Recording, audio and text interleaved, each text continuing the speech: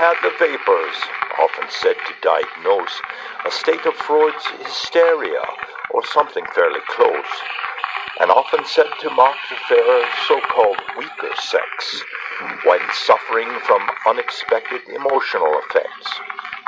A strange case of the Vapours was recorded not far back, as notable for fine detail preserved as for the lack. The doctor's journal offers lessons useful in this life because you see the patient was the poor physician's wife. Experiencing delusions was a typical notation, observed the doctor as if from a far distant location. Responding well to treatment was the entry, June 19th. Increased frequency and dosage was written just beneath. Treatment for the Vapours was the title of the journal. Much raw deceit was drawn therein, but of the truth a kernel. For one might wonder now if this young man of medicine was not perhaps a rattlesnake who'd not yet shed his skin.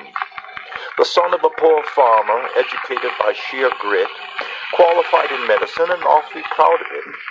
He courted and wed the daughter of a banker, wealth untold, a beauty kind and sensitive, just 17 years old. Almost at once her various symptoms started to appear, a fantasy, a fainting spell, a stumble there or here.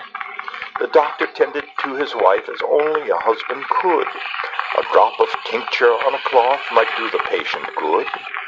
The vapor from the handkerchief, it had an acrid smell, but after all, the sole intent was just to make her well, to give her ease so she could wake and feel more stable later, upon arising from this bout of what they call the Vapours.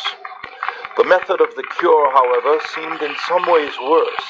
Her spinning mind became a nearly constant nagging curse.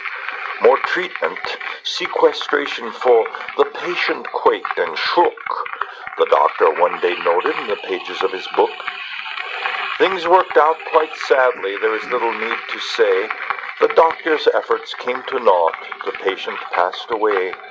He now lives lonely in the house that was their wedding gift, except when he is comforted by his widow's younger sis.